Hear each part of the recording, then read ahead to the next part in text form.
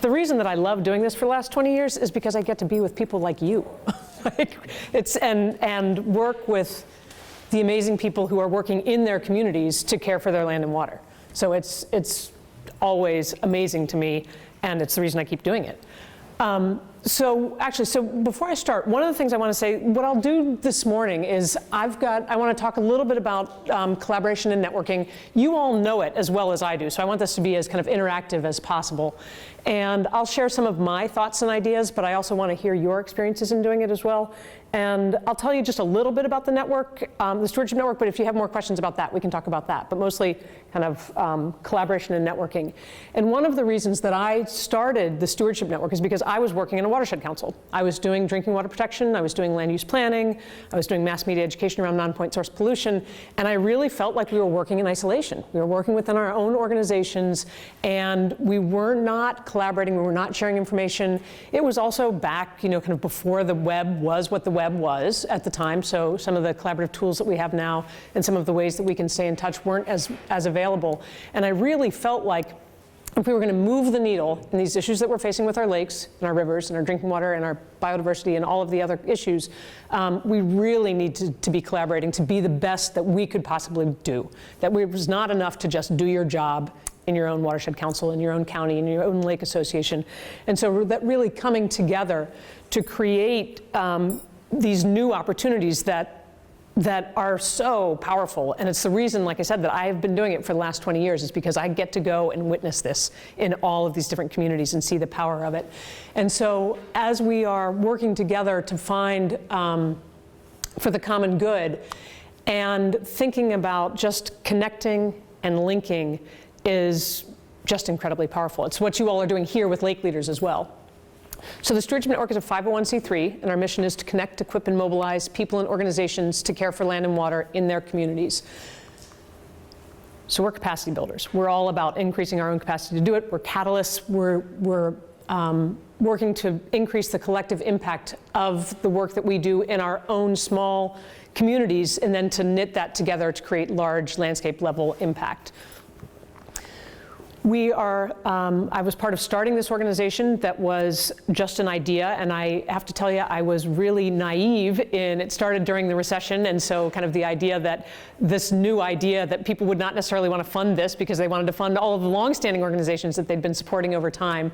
And so now that we have a 20-year track record, we are attracting national and international attention for the model that we have around bringing people together to provide backbone support for the collaborative efforts. We've been called the up-and-coming national conservation organization with the right trajectory. We have thousands and thousands, I think I can say thousands and thousands of partners. That's what we do, is we work with people across boundaries. So all volunteer NGOs to international NGOs, municipal governments from municipal, state, federal, and tribal, businesses, private property owners, volunteers, the broad spectrum of that. So there are some online resources that we have currently. We've got a job posting board where if you're looking for employment in this field or looking to find somebody to work in this field, you can go there to find somebody. We do online monthly webcasts each and every month. In December, we're going to do one with Eric around Think Water on the second Wednesdays. We've been doing these for over 10 years, and so you'll find us online the second Wednesday of the month during your time zone's 11 to noon hour. Free online interactive. You can just put it in your calendar. People show up.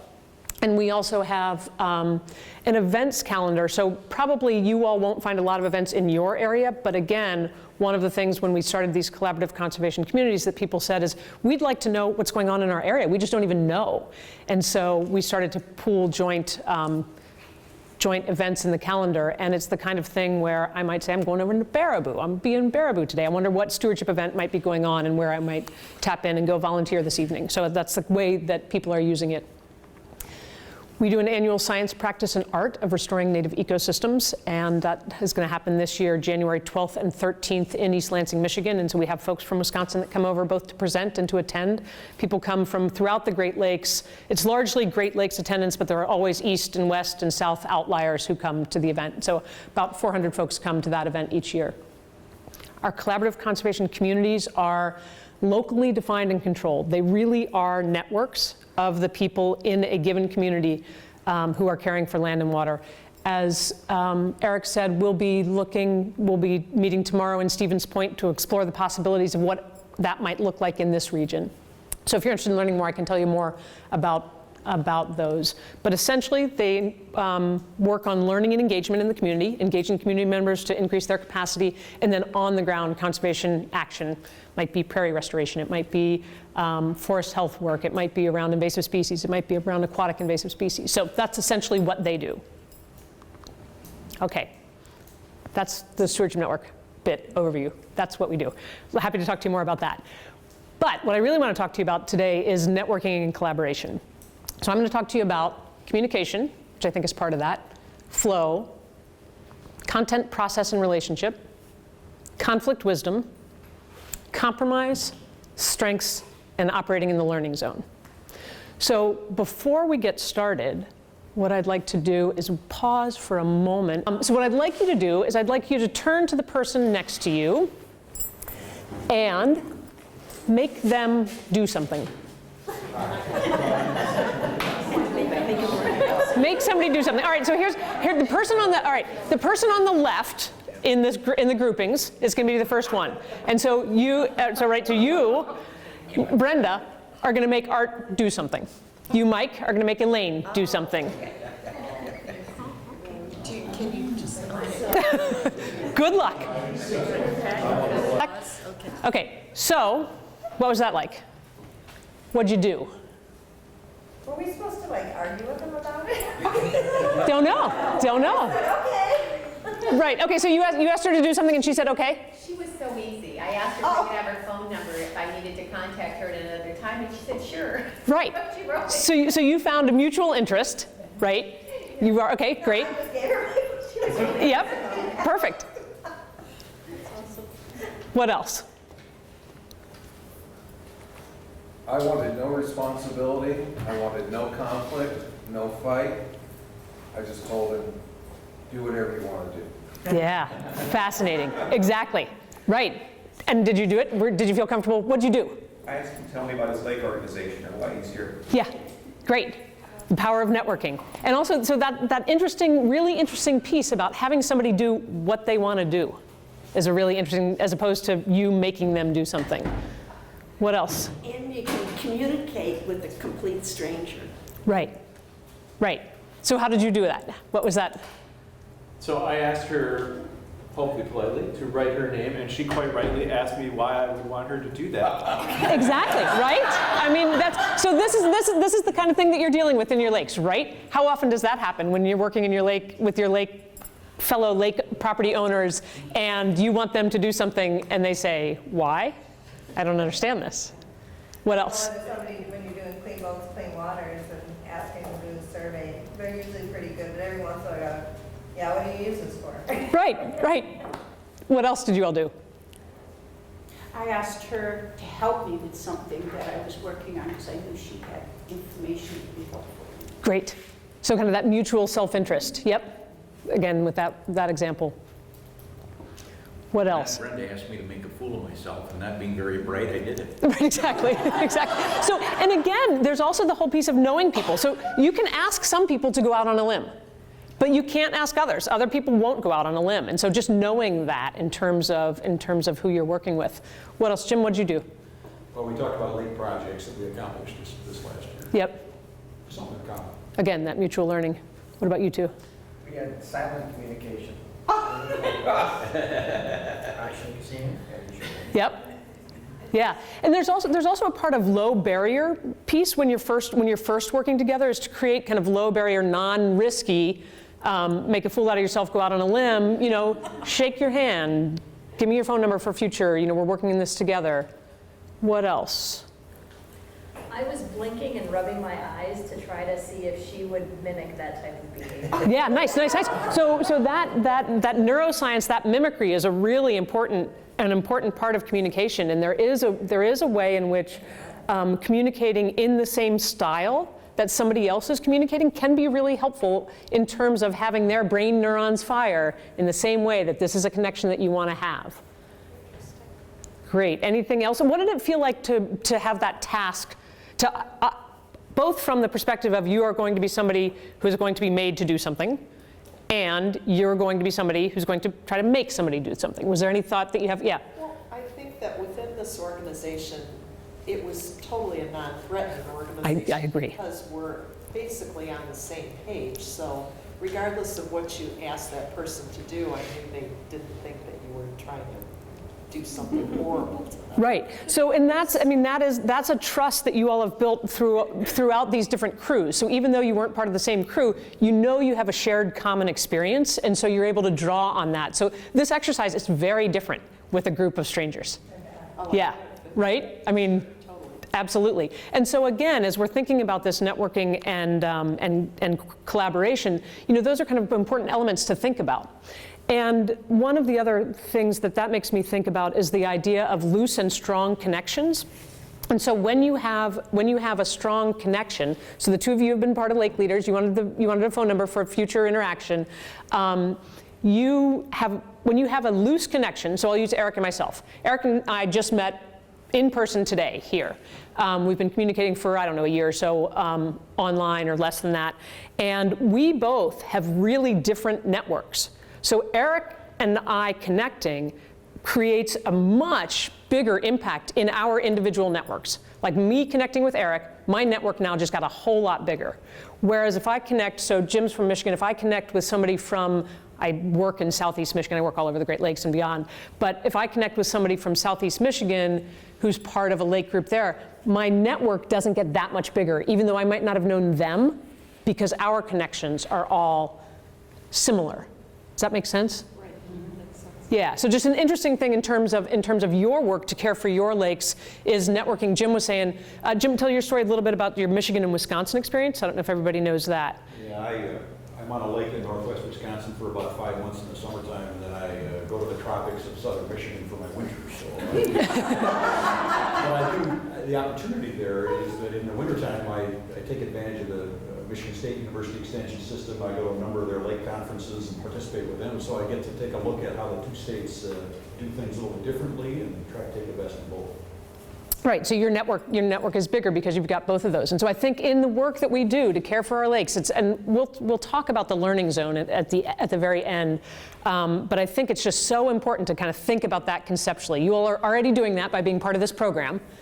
I was just going to say, if you ever want to read it, there's a article in the American Journal of Sociology in the 1980s, I believe, early 80s, late 70s, called The Strength of Weak Times. Ooh, yeah, great. Are you familiar with it? I am. It's been a while since I've touched it, but yeah. Exactly your point. Right. So a resource. Or the call it links, it might have been links instead of times, it's been a while. Yeah. So when we think about communication, it's also, you all here have you've got a common foundation that you're talking about. How many of you all have had the experience of talking to other people on the lake about aquatic invasive species, and they are hearing that? Right? I mean, it's really just beginning to even make sense of, you're talking about what? Invasive species in our lake? Like, it's just, so in terms of thinking about communication, there's an important aspect of listening that is really important, and seeking to understand. So I think, who asked somebody what they wanted to do? You asked what they wanted to do. And so really understanding their perspective is an important part of collaboration and networking, and just understanding where they're coming from. So a really important part of communicating is listening. One of the keynote speakers at our conference last year was John Francis, who is Planet Walker. And John witnessed an oil spill in the 1970s. And he said then and there he was going to stop driving. He was going to stop motorized transportation. Has anybody heard of John? Fun person to know about in the world who's out there.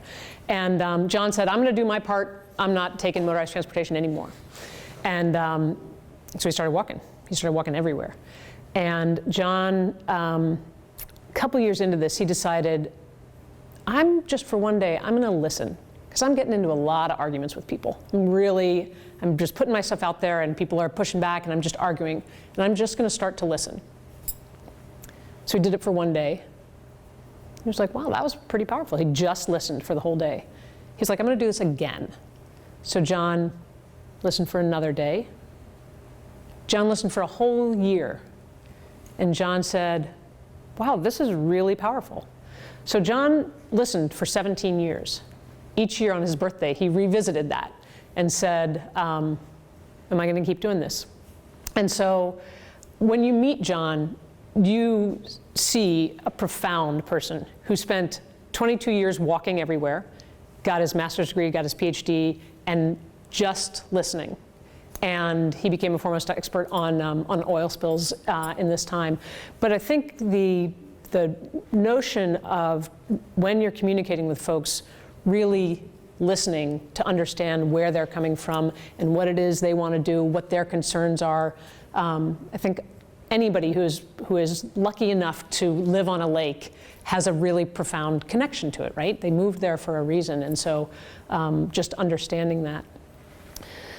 So I want to pause here and ask you all if there are stories of, I know that I was talking with Art, about the piece of working with people living on the lakes and understanding where they're coming from. So I don't know, so any thoughts that kind of bubble up for you about that level of communication and what it's like and what it takes? I'm just wondering if the weak ties idea is something we can utilize to get beyond lakes into the watershed, and how you've used that in Michigan perhaps as a way to start that conversation. Yeah, I think that's a great, I mean, my whole thing is we all live on the water, right? I mean, no matter where we are, we're in a watershed and we all live on the water, whether it's in an urban community with a storm drain or we're just part of the watershed. So I think absolutely. So any experience that you all have had is anybody doing that? Well, I would just say this, that when I started getting involved in our lake, our county wanted to develop a shooting range to train the county sheriffs how to shoot. And so it turned out that this wasn't too far from our lake where they wanted to do this. And so I got blasted by property owners about how could we allow all this lead to be in our watershed. And so I thought, well, I'm going to go find out. So I got hooked up with the Land and Resource Center or something through Stevens Point, and they helped me actually find out what the watershed of my lake really was. Right. Which other people really had never done before, so I didn't mean it quite that way, but they didn't really know what our lake watershed was. Well, absolutely. I mean, how many people here know what your lake watershed is? It's out Awesome. there. It's out there, great. and you can find it. So at our annual meeting that year, I put up a photograph, and the photograph was the gate to this shooting range that was approved by the county. And I said, does anybody know what this was? And you bet half the people in the place knew what it was. The next slide I put up was the watershed. And I said, does anybody know what this is? And they looked at it and figured out the shape of our lake. And then I said to them, okay, where is the shooting range? And lo and behold, it was not in our watershed. And the only point was that we need to understand where we're coming from before we start taking off on a destination. Yeah, so that's it had to do with the watershed, and it was a meaningful, experience. And also something to catalyze and organize around. I mean, that's the other thing that folks have.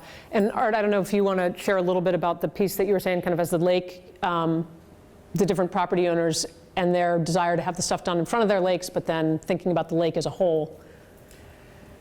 Yeah, that's been a long process. And what I do have to add to this is, I was talking about the difficulty of it. It's a two-edged sword there. It's a probably lack of, like you were just talking about, listening and things like that, a learning process for myself in doing this too. Mm-hmm. And the fortunate thing that I think that maybe I've been able to get involved and make things happen is I've stayed out of politics. I've not been on the board. I've not had a title other than just a lake manager, which I serve at the board's pleasure.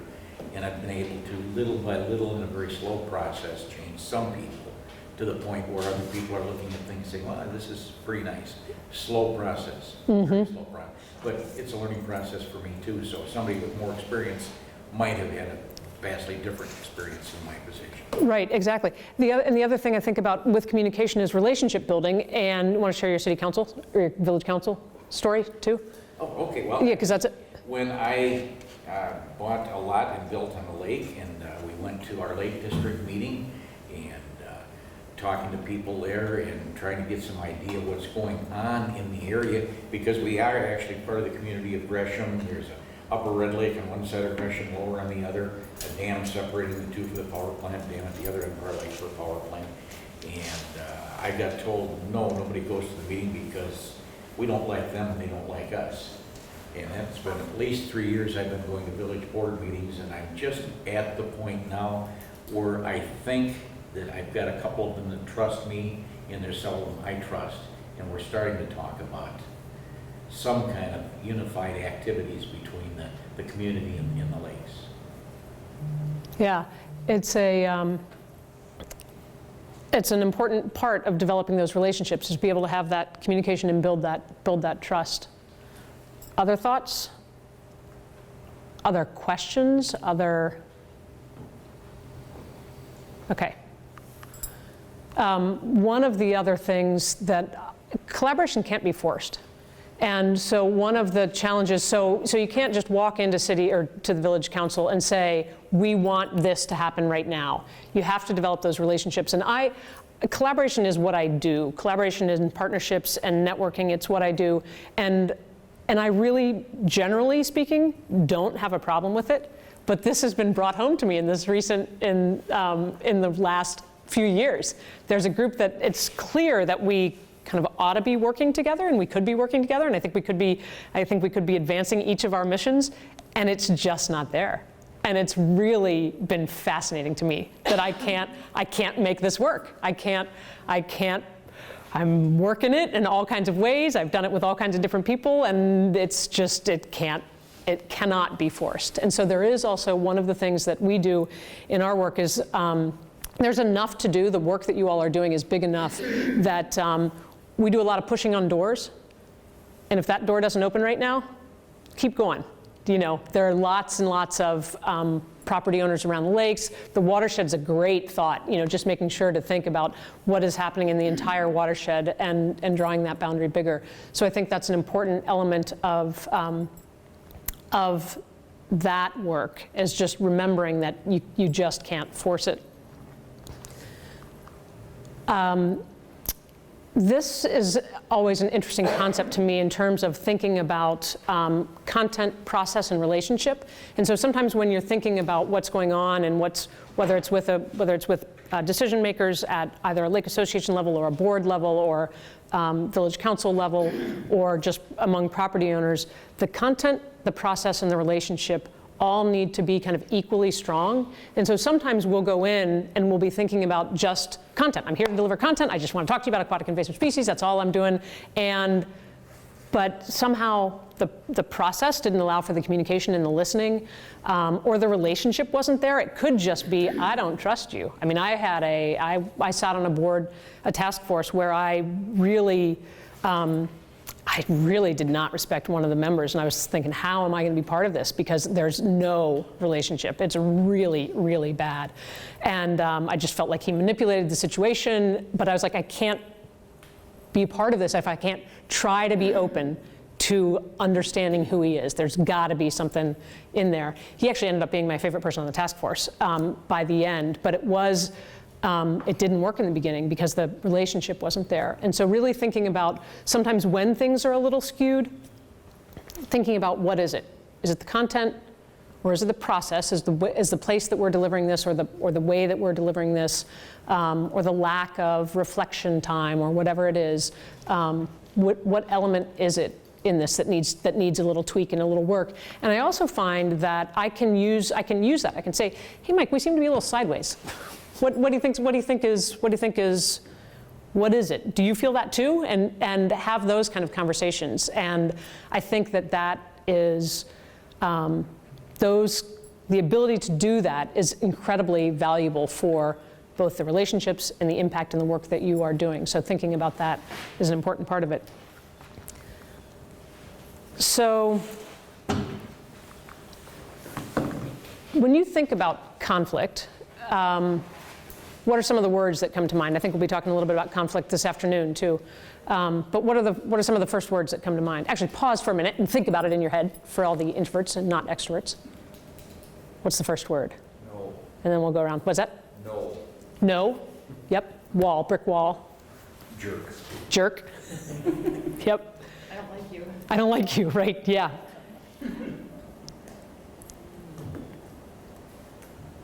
I guess I maybe more positive. Work on it. Work on it. Yep, yep. Something to work on. Resolution. Resolution. Yep. Misunderstanding? Misunderstanding. Not my priority. Not my priority. Frustration. Frustration. Two sides. Two sides. Yep. What's going on? Against. Against. Yep. I would say opposing interests. I like getting the word interests in there. Yeah, opposing interests. Right. Where are you? Yeah. Estate. It is an important part of it. Where are you coming from? What is your interest? I use your word in another way, distrust. Trust. Distrust. Distrust. Lack of trust. Lack of understanding. Lack of understanding. Yep. Often just perspective. Perspective. Great. No time. No time. Yeah. Conflict takes time. And Emotional investment. emotional investment. It's always been done this way. It's always been done this way. Yeah. Why are you telling me to do something else? Lack of knowledge. Lack of knowledge. Yep. Roadblock. Roadblock. Yeah. What about you all back there? Did you have thoughts about conflict? First, awkward. Yep. Might be even scary. Scary? Yes. Yep. I think of like history, like somehow maybe there's an origin story or backstory to this conflict. Yeah, history. It's great thoughts. And one of the things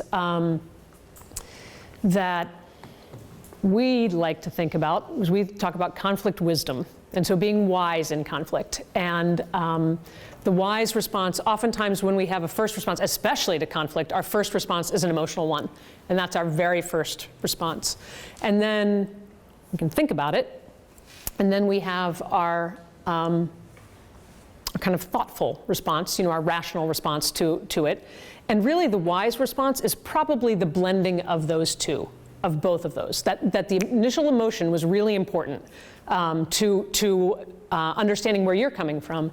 And then the rational thought provides some perspective, some thought, some history.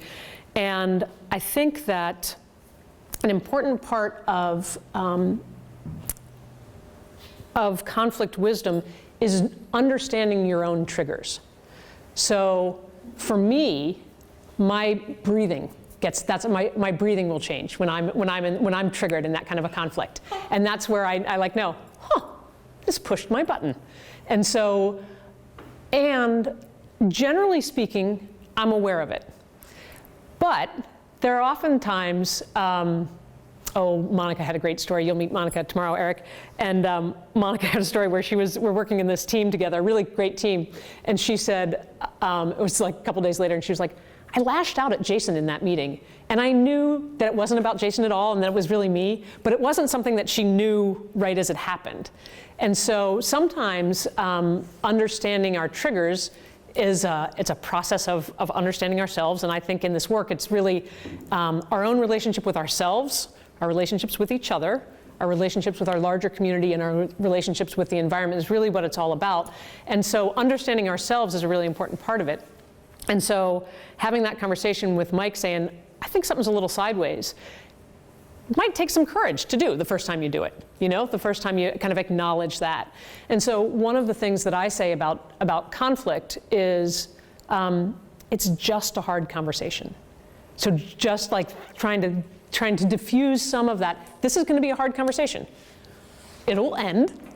We will walk away from this conversation and we'll each have our own perspective and then we can come back together again. So kind of providing some of that. So one of the things that I'd like to ask you to do, and again, this is, there's the low barrier things, maybe in groups of 4, do 4 work? Yeah, 4 or 5. If you could just scoot your chairs out and just talk a little bit about kind of what it is, what it's like for you when you're in conflict with somebody, what it's like for you understanding your own self, and is this a new thought for you? You know, maybe it's like, wow, this is a different perspective on conflict than I've ever had before. Or it's like, no, this makes total sense. I've thought about it in this way. But take a few minutes and just talk a little bit about conflict and what that is for you. Because I think one of our ability to do this well and our ability to do this wisely in this time, perhaps in my lifetime more than others, it feels like we need to get better at this.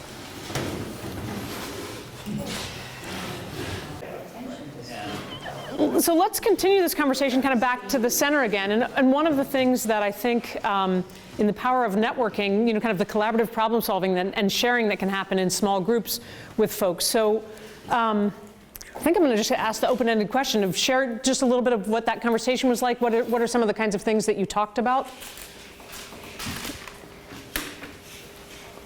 Yeah. I think one thing that seemed to be in common with our group is we all realize we tend to personalize when the conflict starts. Yeah. You personalize, you bring it in. That's great. That's an excellent point. It's really hard not to, right?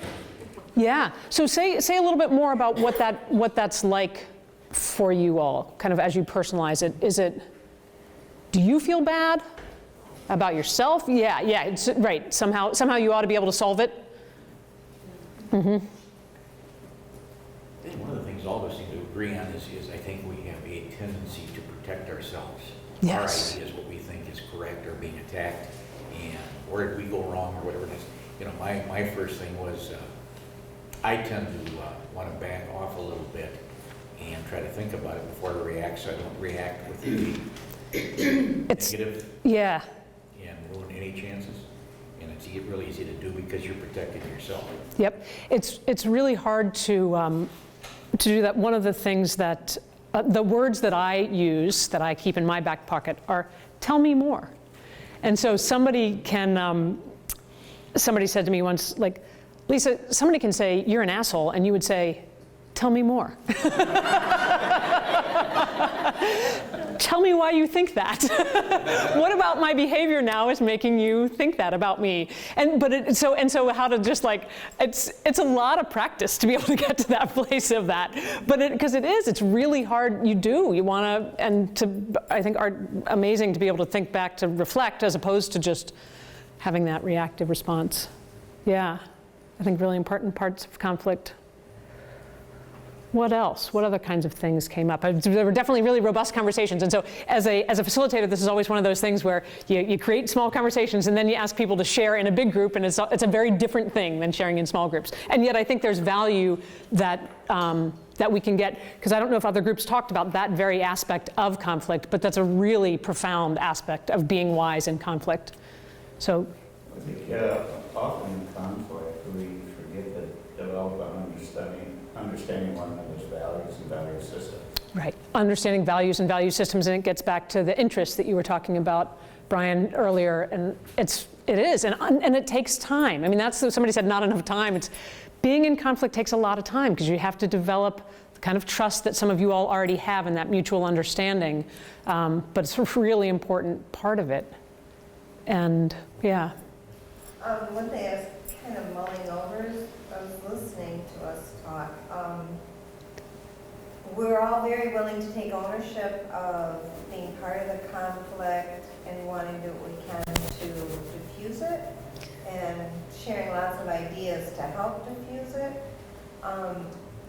But what did you just, and what did you just say? Tell me more, yeah. I've been taking this improv for scientists class. Oh, cool. Is it with the Aldo Leopold Center?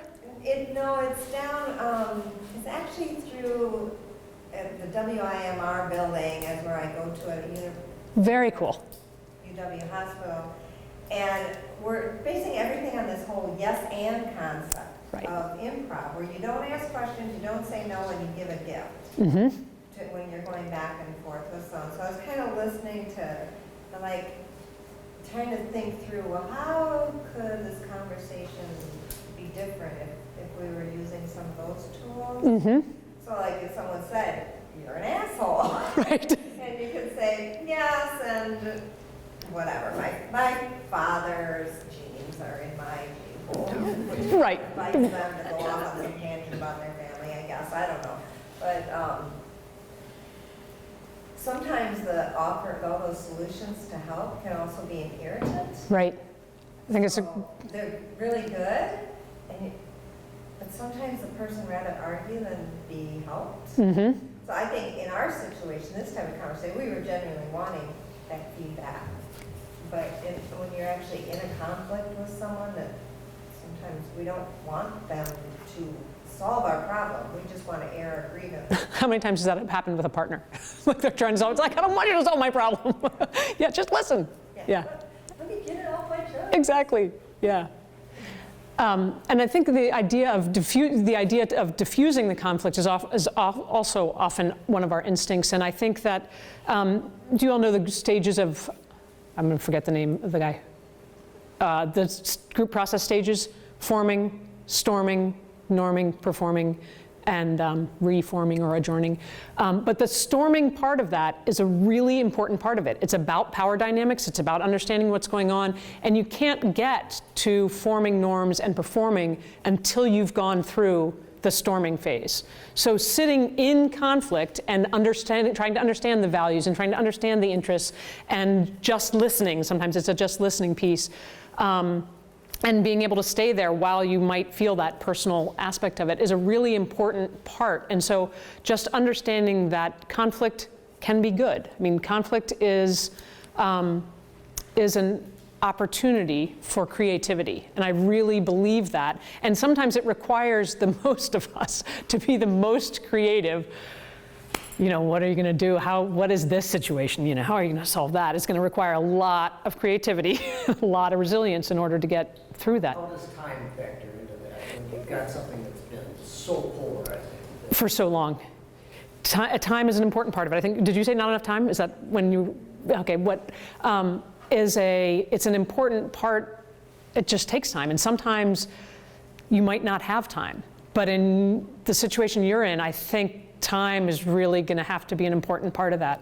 That really, so do you want to describe your situation ever so briefly? Yeah, we made an attempt with my lake association to form a lake district. And were encouraged by a town board that ultimately shot it down after the town people and the lake people conflict rose from the volcano that lies underneath our town. And it erupted and caused a lot of hard feeling and a fair amount of animosity. And it was And a real us-them situation. a real us-them situation. We lost the lake district. I did not see that coming. And now we're struggling to find ways to prevent invasives in the town lakes committee, and that animosity is creeping into that. And now they suddenly don't trust us. My lake ran that lakes committee for a long time. Mm-hmm. We've grown it now, and now my group is wondering if we should even be part of it. So I've got my group to back out. I've got the town, wanting to arm themselves when they walk down the street. And when we talked about this last week at the thing in Tree Haven, we talked about the importance of stepping back and learning from whatever just happened from the event. Right? Mm-hmm. We're going to talk about that, I'm sure, again this afternoon. And that's why I asked you about time. Maybe that's what we need to do, is not jump right into all of these decisions, but sit back and just let everybody cool down a little bit. I think it's exactly what needs to happen. And the dialogue and the understanding of kind of, where did this come about? And sometimes in these kind of conflicts where it's really polarized groups, us, them, there's, it takes two people starting to build that relationship, me, Townie, you, Lakey, and we start to have that conversation, and then we bring Mike in and we bring Art in, and it just kind of, we start to say, oh, I'm understanding. I can now speak from your perspective, and you can now speak from my perspective, and we say, oh, I guess we can see what happened here. When you get into situations like this, something we talked about, the trust factor. Mm-hmm. There were some lies told in a public hearing by the town chairman that we knew clearly were lies, and it was like yelling fire in front of the theater. These people are going to stop ice fishing in your lake. They're going to stop snowmobiling in your lake. They're going to take away your piers. and we couldn't speak. We just had to sit and listen to them. So rebuilding that trust is, I don't know how to do that. Right. We have a very similar situation, and I think it's pretty common, maybe Yeah. everywhere, but especially up north. You know, Yeah, if you weren't serious. born there, Buzz was talking about a situation in his neighborhood, just like it. The local generational resentment, conflict with the, I think they call us rich bitches and some. Right, right. And you know, maybe that's a whole Lake Leaders thing, is, you know, because if you all can get good at that, you know, and share ideas with each other. So again, the power of networking. So you're not working in isolation in your community, but really starting to share some of those ideas, because it's a big one. Well, I was just going to basically comment on the same thing. In our county, up in Douglas County, which is almost not part of Wisconsin, it's really the rednecks and good old boys and girls versus the rich lake people. And the interesting thing about it is, though, after quite a number of years of involvement there, the problems are on both sides of that. Right. It isn't just the local rednecks that are the problem. And somehow, you got to move from each side to come together. Right. And I think about what's going on in our country right now. Like we gotta, that's the reason that I wanted to place a little bit of emphasis on this, because we have to get a little better at this. We have to be willing to acknowledge and find and be in this space a little bit more. To this point about the conflict, there's a book I just recommended to our group, which is Captain Kramer's The Politics of Resentment, which is about Wisconsin. I mean, that's her case study of Wisconsin. And it's very much about rural versus urban, the drive, the red blue, if you will. And he goes into quite a bit of detail talking about it. So it has a lot of lessons that you sort of, get a feeling of what's going on. She sampled about 36 different towns. who was the author? Kramer, C-R-A-M-E-R. Kathleen, she's a professor at the University of Wisconsin, political science, published just this year. Okay. She was interviewed on public radio too. Mike, what were you saying? Our group, we talked about limiting the emotion, and it occurred to me as we were talking here that there's a point, I think, too, that we as individuals don't allow the place for emotion in the conflict discussion, where we can just sort of let it happen and not have it be problematic. I mean, it's conflict. It's inherently two things that are trying to smash into each other and prove domination at some level, right? So you should expect the other side to have some anger. It doesn't mean that it's the end of the world.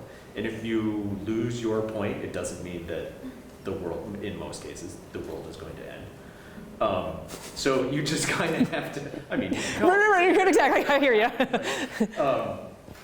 But you just sort of have to accept that that's the case. And so it's okay to feel angry. It's good to learn how to understand how you feel and take that step away. But you can sometimes use that, and you can, by understanding what the other person is feeling, you can help. Sometimes I think you can go too far in trying to sanitize a discussion and have it just all be kumbaya, that you actually lose some ability to come up with a good solution. I think that's a great point. Yep, go ahead. To piggyback on what he said before, and it impressed me, sometimes there's so much disagreement. You can get together and say, we're not going to agree on 80%, but let's talk about the 20% that we do agree on. That impressed me when he said that. That's great. And then maybe over time the trust and the values and the understanding is built a little bit more, and then it's 30% over time. Yeah, other thoughts for you? A lot of the themes I'm hearing have to do with us being connected to our emotional intelligence, and sometimes we're good at that, and sometimes we're horrible at it. Right. Someone comes to mind, I'm not going to say who, but, and all these things we're talking about, that emotional intelligence seems to come up flipping it to, it's about attitude and having the right kind of attitude when we have conflict is all about an emotional perception. Listening is about emotional perception. Doing the right kind of communication, not just trying to communicate, but trying to do it effectively is an emotional intelligence piece. And then even the piece of opportunity, or conflicts and opportunities, seeing it as having the emotional wherewithal, even in a hard situation, to use it as an opportunity to share a point of view that someone isn't seeing. To me, these themes keep coming back to being connected to that. And we're not very well connected to our emotional intelligence. Yeah, I think it's right, and I think it's also the thing that we can always, every single one of us can always work on. I mean, that's the thing. Don't ever have to be bored, because I need to get to know myself better, you know?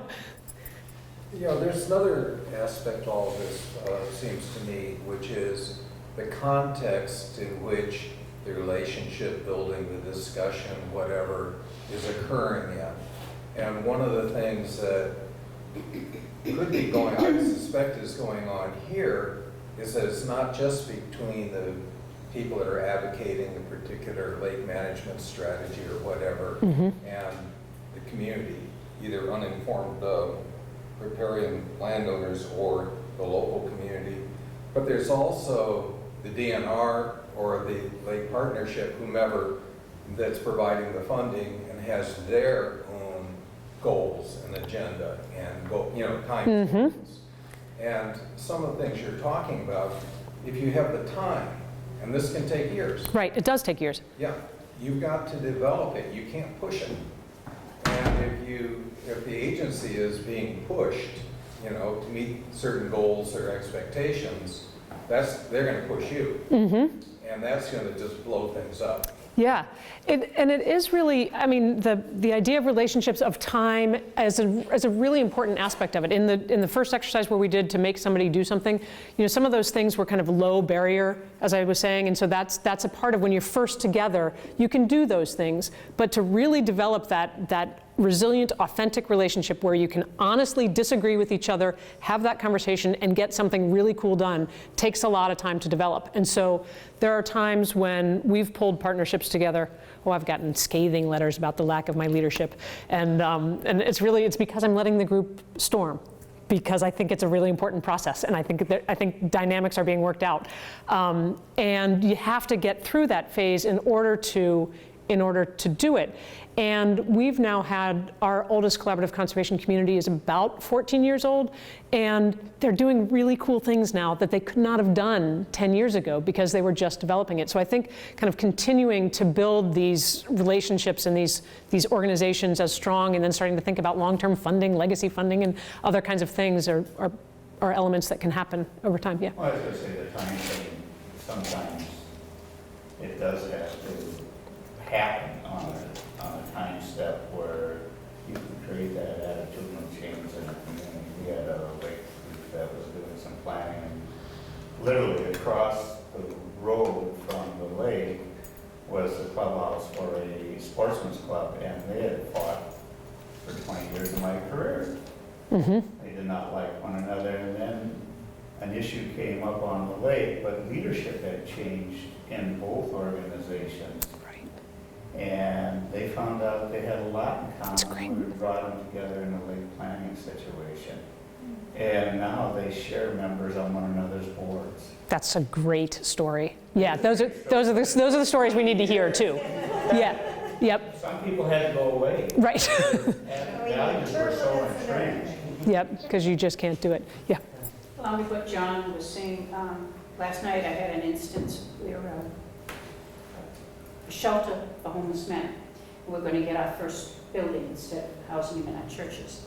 And we have to go to the city council, and we have to get a conditional use permit. And we know there's going to be a huge NIMBY. People have real perceptions. So along with all the role playing we're doing and preparing what we're going to say and all that, is we neglected to talk about body language. So last night at the board, we talked more about body language, and we're going to add that to our role playing, because when you get conflict, if you really look at the body language. Right, I can, stroll over and, We can't control their body language, but we've got to work on, we know there'll be conflict. We know some of the things they're going to say is not in my backyard because of this. And we know better, but we've got to be careful. That's so great. Now, add body language from our part. We Yeah. can control theirs, how we're going to react. that's so great. You can read theirs and learn more about it. too. Exactly, so we've got some things we're going to be doing on body language in our role playing, on their role and our role in response, or what we do might create less conflict by using proper body language, because this is not going to be pretty. That's great. See, again, this is the power of networking, of sharing all of these different ideas across. Kind of final thoughts on conflict wisdom before we... I'm not sure if you classify that as different. The one thing I have probably the biggest problem with in the context of trying to get things done is the put off.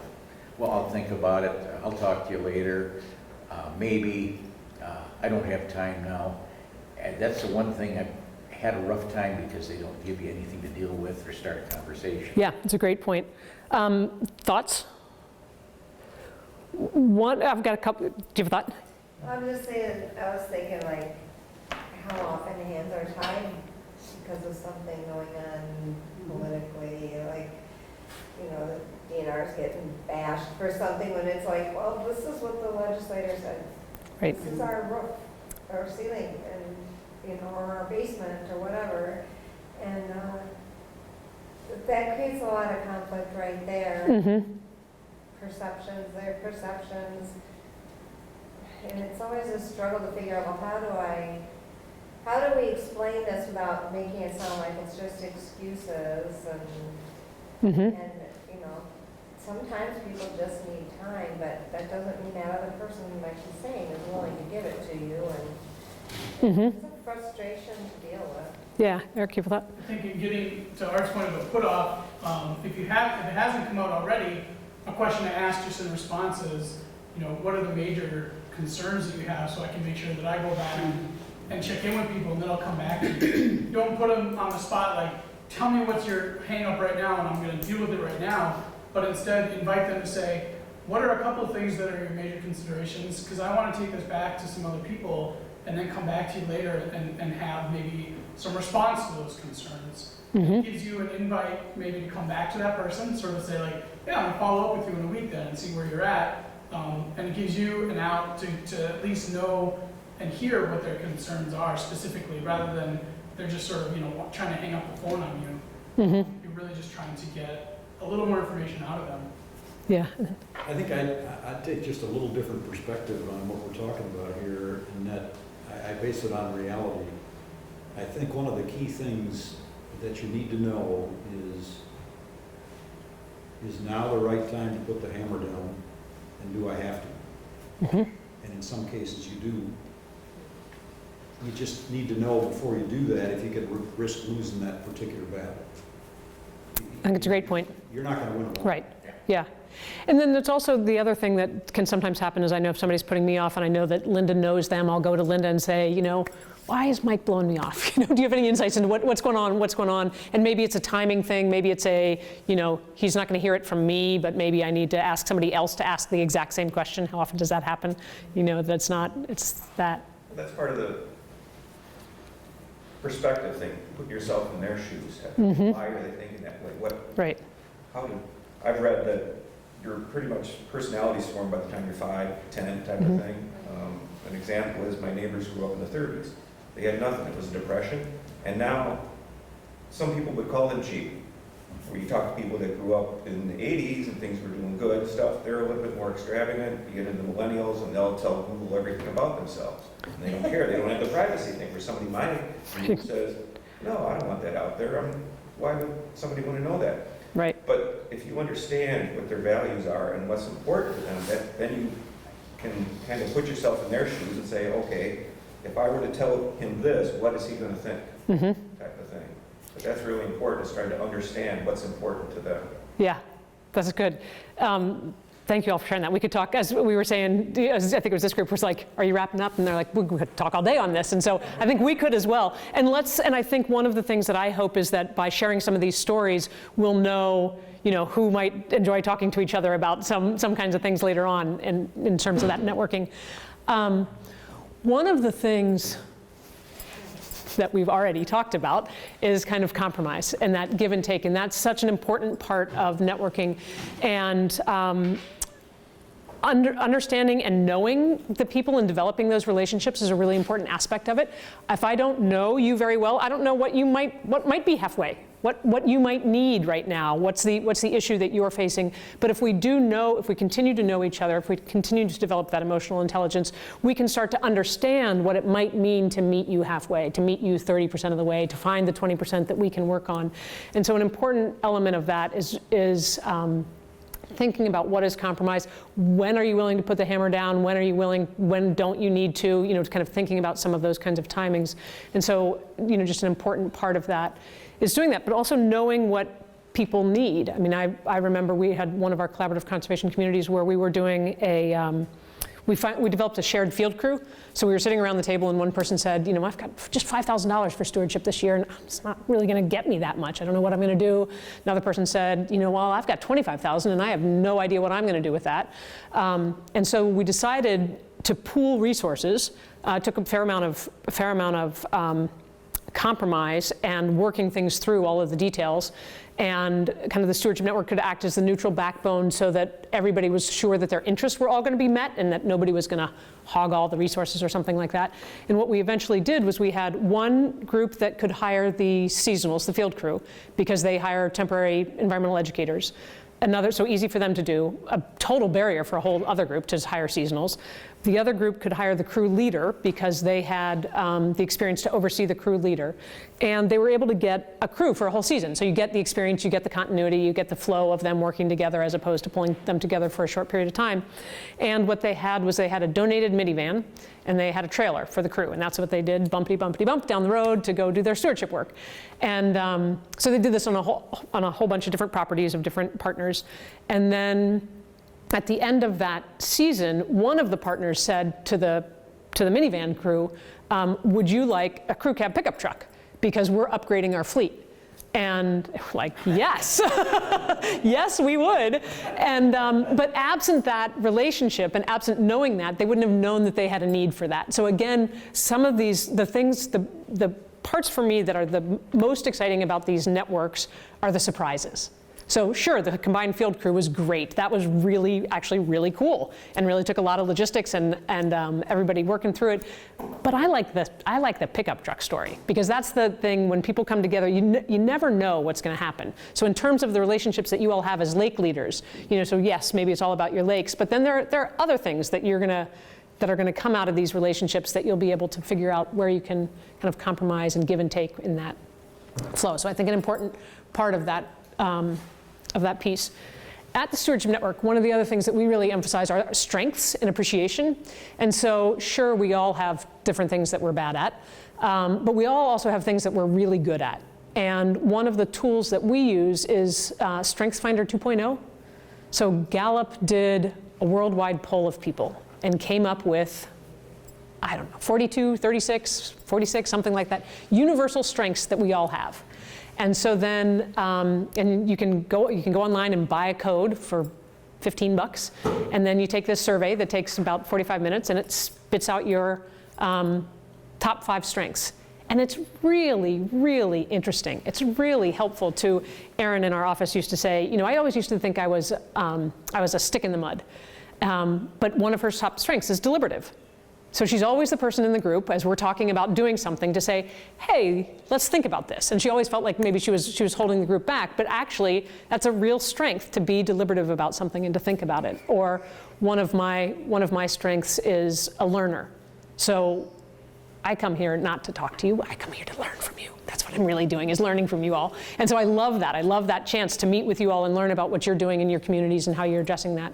And so just an important piece as you're thinking about also then dealing with people in conflict, finding the emotional intelligence, but really think about, well, what are some of the strengths that they're bringing to the table? So an important tool that that I think that you all can explore a little bit of. And then the other aspect that we talked about is, so we've talked about trust, we've talked about values.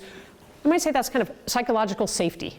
You know, do you have the psychological safety to be vulnerable with each other? And I think through this sharing, even this morning, I think the group has kind of has warmed up to, okay, maybe I do trust this group to be able to share with each other even a little bit more some of the thoughts that I have. And so that psychological safety gets higher. And the demanding goal, what you all are working on is really, really important and is a demanding goal. And so if you can develop the trust among the people, you're operating in that learning zone. And when it's really low and you have a demanding goal, you're operating in that anxiety zone where people are telling lies, and it's really, really anxious. And if you aren't able to, if you either don't have the relationships and the trust and you're just not really sure what you're working on, there are some groups, I've been part of some of those groups where it's like, we don't quite know what we're doing, we haven't developed that goal that we want to work on. That's when you're kind of in that apathy zone. Comfort zone can be kind of nice, but there's the whole pushing your boundaries. The quote that I've always liked is, if you're not scared, you're not growing. I'm like, I'm ready to stop growing. I don't want to grow anymore. I don't want to learn. I don't want to push my boundaries. But so finding that learning zone is a really dynamic piece, and I think it's what you all as lake leaders are doing in the different crews that you all have, is combining that. So what I'd like to ask you all to do now, that we've maybe built a tiny little bit of psychological safety, is come and sit in these chairs back here. There will be an inner circle and an outer circle. And what I want you to do, what I'm going to ask you to do in terms of finding that learning zone, is I'm going to ask you two different questions, and I'm going to ask you to think about, so one of the other things in networking is sharing what you need and what you want, so kind of where do you want to go. And maybe before we go back there, I'll ask you to just think about it sitting here quietly for a couple minutes. And I want you to think about you, kind of personally.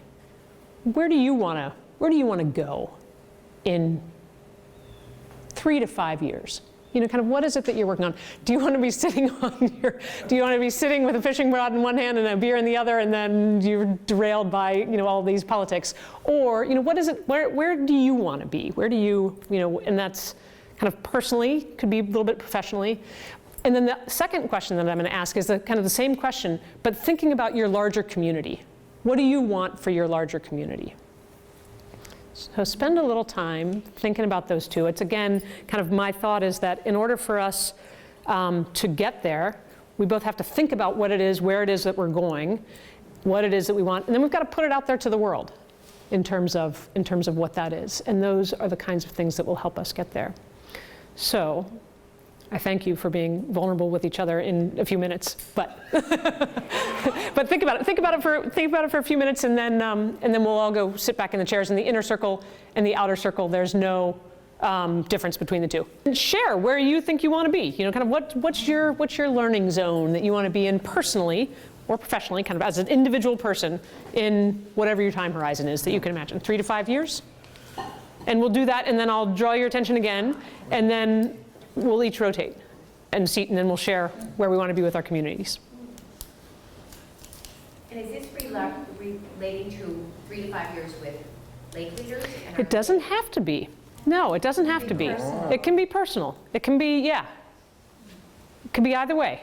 You know, because I think for some of us, you know, just whatever is kind of the most moving to you, because right now I'm super engaged with my work with the Stewardship Network, and I've got a vision, so I might be sharing something about that in terms of where I want the organization to be, but then again, my kids are going to be going off to college, so I might be sharing something about where I want to be personally. So, and then I'll, you know, a few minutes, and then.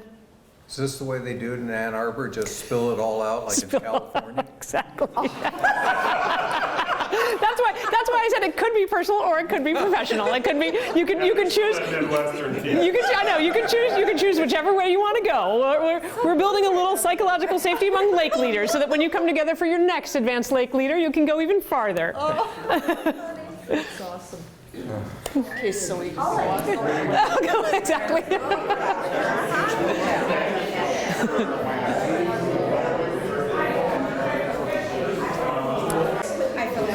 Thanks for coming back together. thanks for that as well. And as we start to kind of wind down, just thinking about that collaboration and networking and just the power of the relationships in this room to kind of help us reach our goals that you all shared. Thank you so much for doing that, for sharing that.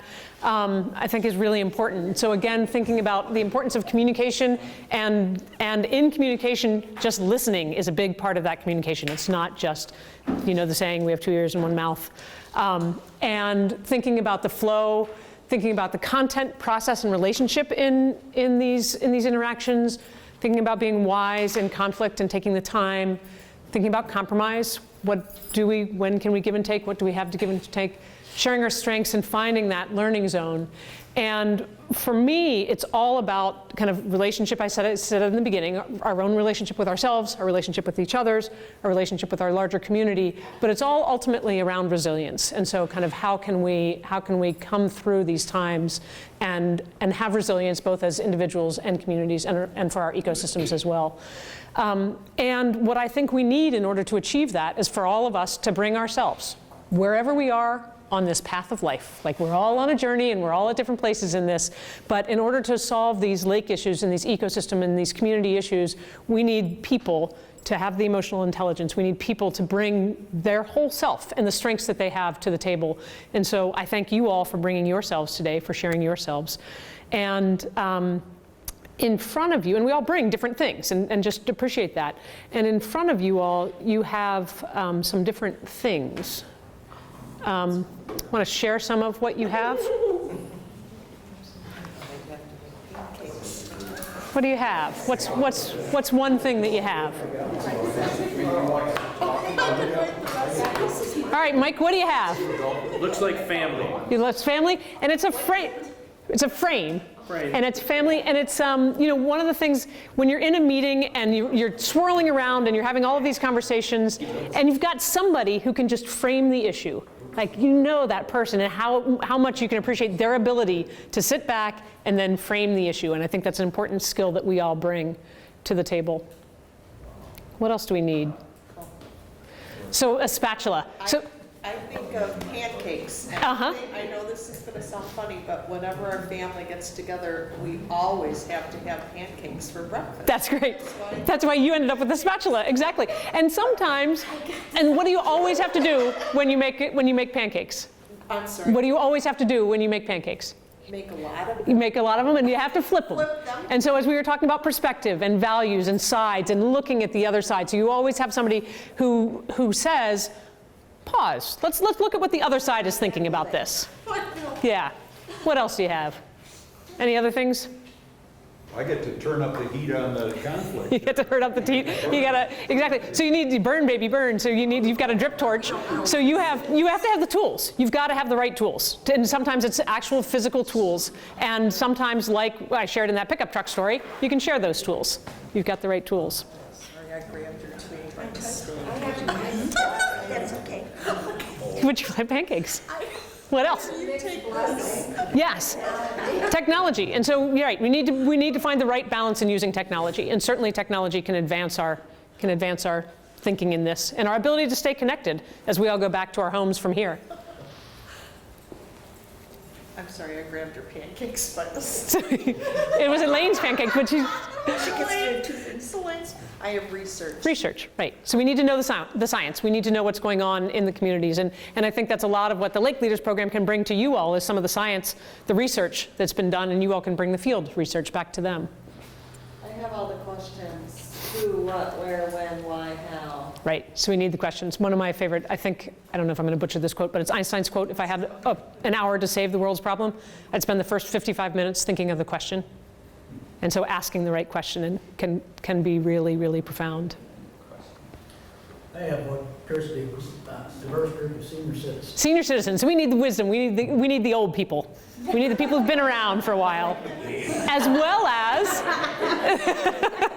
you're needed, you're wanted. As well as. I have a group of young people that seem to be calling me. Right, exactly. Right, it could be a mentoring request, or it could be they've got something important to say to you, and we need to listen to them, the young people. My kids, they'd be saying, turn down the TV. Right. Go get your hearing aids. I also have from your perspective as a fisherman, this would be bait Right? or a cockroach? A cockroach. So we need all the creatures. We need big and small. Yeah. Brian, what do you have? Oh, I have Exhibit A. This is Exhibit A in the discussion that brought us all here today, which is about the nature of electricity and why we should be having these utilities and their power lines crossing the state, causing all kinds of trouble, when we could be having solar energy working not on 120 volts like this. Piece of ancient technology. That's great. And I was thinking of that as maybe just a little bit of energy, a little bit of power. You know, sometimes we need a little bit of that, but we do need it from a different source. We're not at all opinionated. Right. What else we got around the table? I have a cord apple. Right. So sometimes there's, you know, getting to that, when we were having that conflict conversation, getting to the core of the issue. I mean, we're talking around something that's really not what's the core of the issue. And sometimes there's that person in the room who can just say, hey, hold on a second. I think the real issue here is this, and get to the core of it. And again, it's so valuable when you've got somebody in a group like that. I have a potato peeler. And sometimes in order to get to the core, you got to peel away the layers. And just the person who can do that. Any other things? I have Patty McFinnigan's flashy shamrock earrings. Because sometimes you just need a little bit of luck, right? Like just like please, a little bit of luck and all it takes. Other things? Money. Oh yeah, it's got the money. We've got to have the funds. How are we going to fund this? How are we going to get it? Handle? Shine a little light on the issue. Okay. What's that? Yeah. Could be a home. Other things? Could be I got a collection of wave patterns. Yeah. So in some of these interactions, you can definitely see patterns, right? You can see patterns, and we were talking about the lakefront property owners versus the townies, and kind of what are the patterns that we can start to see and share with each other in both how we are able to move through conflict to creative solutions, and what are some of those patterns that we can share with each other around that? Other thoughts? And you know, what'd you get? One is wisdom quotes, peace is not the absence of conflict, but the ability to cope with it. Mahatma Gandhi. I got Mr. Rogers too. Always give encouragement. Encouragement, yep, we do. We need a little bit of encouragement. Yeah. Great, anything else? You got a baby. You got a baby, we need our young people. Jim, I have the firefighter, which is ironic. Exactly. All of our different skills. Yeah. I have a bicycle reflector, and that could mean a couple of things. I suspect that might be a certain group of people, they can see me coming saying, hey, let's get the hell out of here. Or hopefully it could mean that maybe I'm doing something good, and hopefully it will radiate out and catch the eye of others. Great, yeah. Well, thank you all for spending the morning. Really appreciate it, and look forward to staying in touch over the time and spending the rest of the day with you. So thanks.